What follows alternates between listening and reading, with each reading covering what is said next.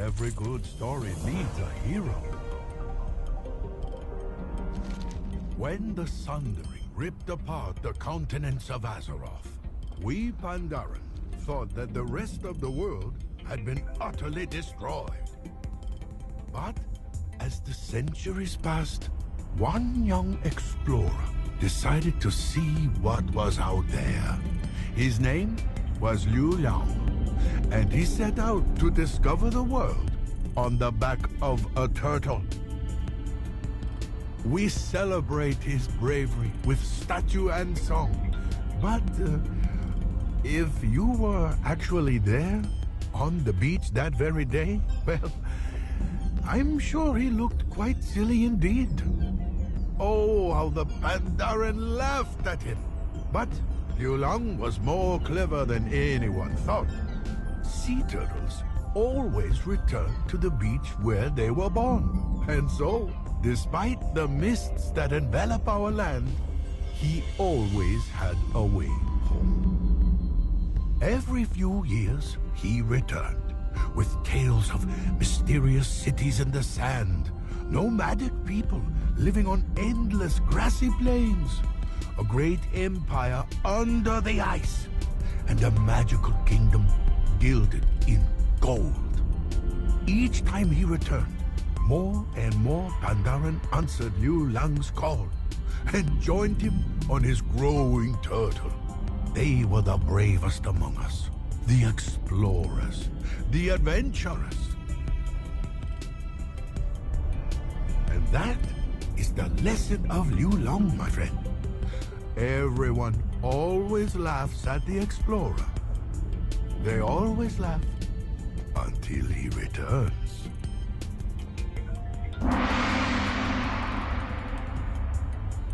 Hello.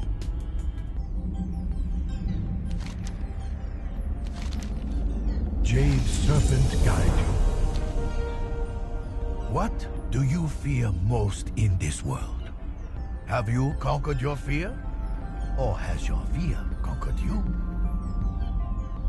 In the ancient days, before the sundering of the world, the Mogul emperors ruled over Pandaria. My people were made slaves, and the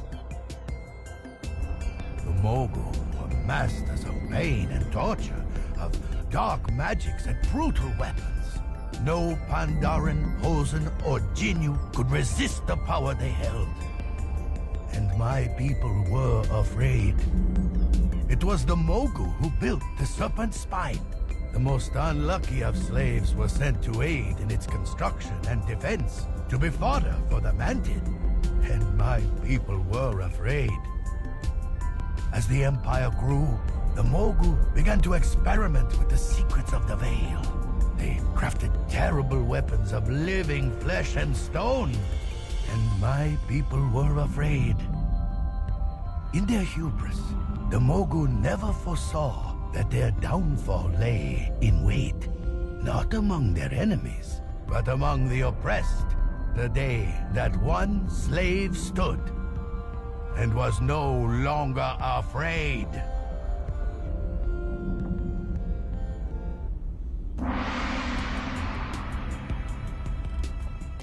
Pandaria welcomes you.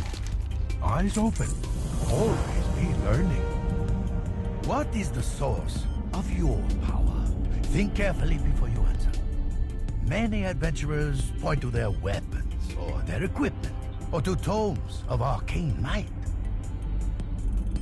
Long ago, when my people were slaves of the Mogul Empire, we were forbidden from carrying any weapon at all. We were not fighters, and no one believed we could fight the Mogul without magic and steel.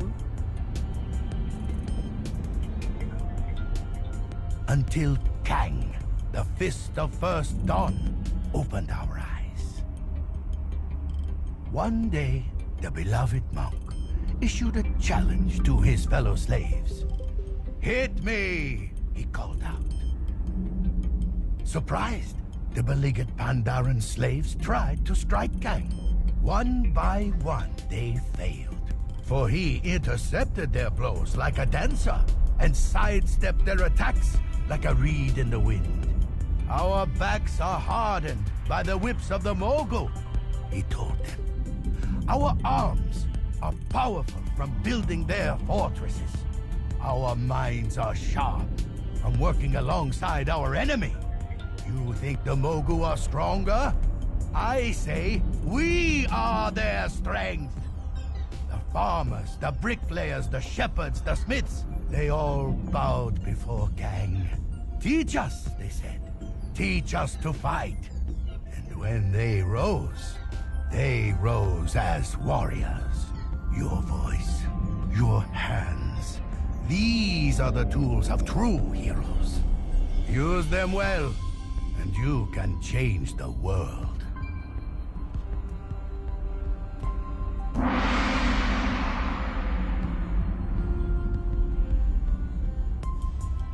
How does today find you? Tread lightly. Let us talk about the nature of power. In my hands, I hold a sword. I ask you, who wields the power? I do, for I wield the sword. Thousands of years ago, the Mogul held all the power. They ruled this land with fists of iron. But as their empire grew, they needed a way to police and control it. They used the powers of the veil and their own flesh-warping magics to twist and shape a race of ferocious lizards into a living weapon. They created an army of Sorok. Bloodthirsty savages created to enforce the will of the Emperor. But there is a problem with creating a living weapon. Do you see? Who now wields the power? The heartless Sorok, even with their tiny lizard brains, soon realized the truth of their position. They killed the enemies of the Mogul. Then, they killed the subjects of the Mogul. Soon, they started killing the Mogul themselves. The Mogul Emperor then ordered all of the Sorok to be purged. He tried to wipe out their entire race, to no avail. They still plague Pandaria to this day. So you see, power is easily taken, but should not be lightly given.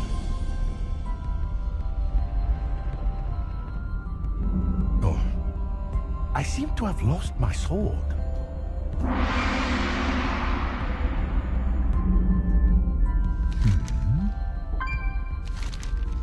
Farewell. Great events often have humble beginnings. Consider the quiet pond.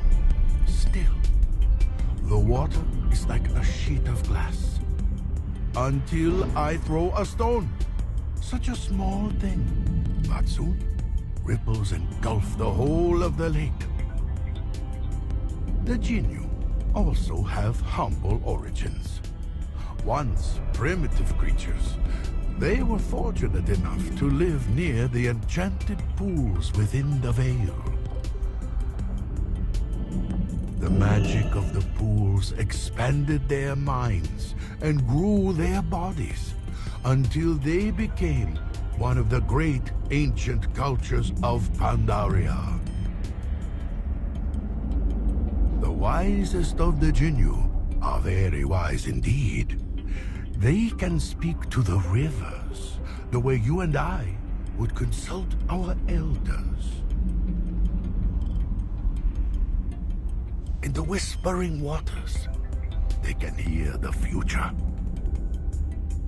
The Jinyu and their water speakers stand at the very heart of the greatest events in Pandaria's history. Their visions built empires, freed slaves, and warned our last emperor of the sundering that shattered Azeroth 10,000 years ago. Think about it.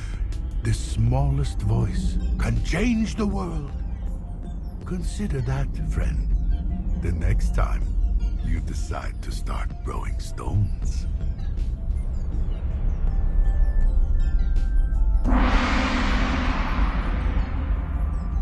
Hello.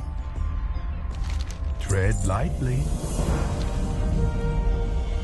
One day, a father grew tired of his young cub's misbehavior. "You act just like a hosen," the father scolded. Still, his son misbehaved. To teach him a lesson, the father dragged the cub out to the forest to watch how the hosen live. "Do you see what the hosen are like?" he asked. "Do you want to live like that?" The hosen are quite lively indeed. A short-lived race. Few hosen survive past their 20th birthday. Their leaders are all 14 or 15. How mature were you at 14 years old? Meditate on that. Afterward, the father asked his cub what he had learned. "I learned that we work and toil on our little farm, but that the hosen have the whole world as their garden," the cub said. "I learned that we squint by the light of a single candle, but that the hosen enjoy the light of the stars. I learned that I go to school every day, but that the hosen learn by doing." And the cub concluded, "I should very much like to live like a hosen." Who then was the wiser, the father or the cub? That, my friend, is for you to decide.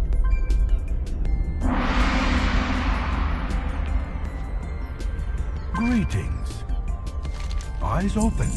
Always be learning. Fire. It is the most magical of elements. It warms us. It cooks our food. It is the hearth fire that makes a house a home. In the right hands, fire can shape iron into swords or plowshares. Left uncontrolled, fire could destroy a city. Fire is the instrument of change. Long ago, a group of sturdy nomad hunters wandered the world. By a stroke of fate, they were here in Pandaria when the Sundering split apart the continents of Azeroth. The wanderers found themselves trapped in the town-long steppes, a harsh and dangerous land. Those noble hunters found a way to survive on their own. Fire was the key. They drew up oil from the ground. They used it to heat their homes, cook their food, and burn their enemies. They grew strong. From the flames of fate, the Yongol were born. They survived beyond the wall, for they refused to submit to any law but their own. Has fate been cruel to the Yongol? You may as well ask if fire is good or bad. Fate is like fire. It can shape us, or it can destroy us. All that matters is what you do with it.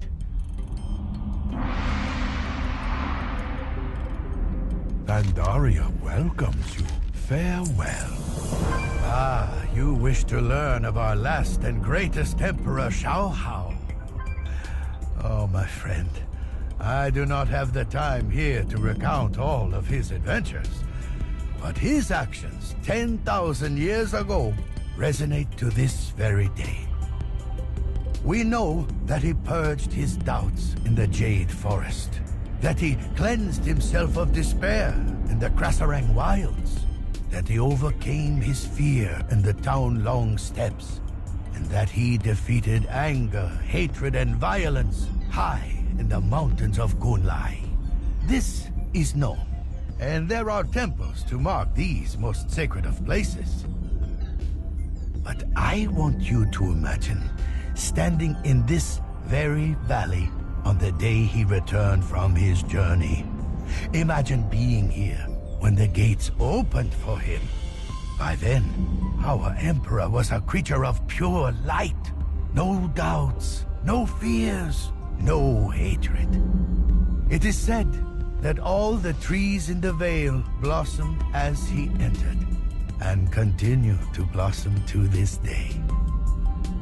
Would that we could all live like our most sacred Emperor, that we could put aside all our burdens and exist in harmony with the cosmos. That, I believe, was his message to us, before he became one with the land and hid Pandaria away from the terror of the Sundering. Thank you, dear Emperor.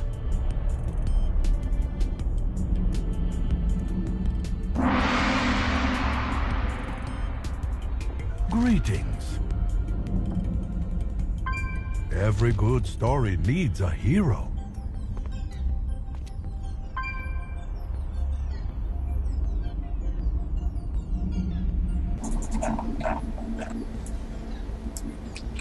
How does today find you?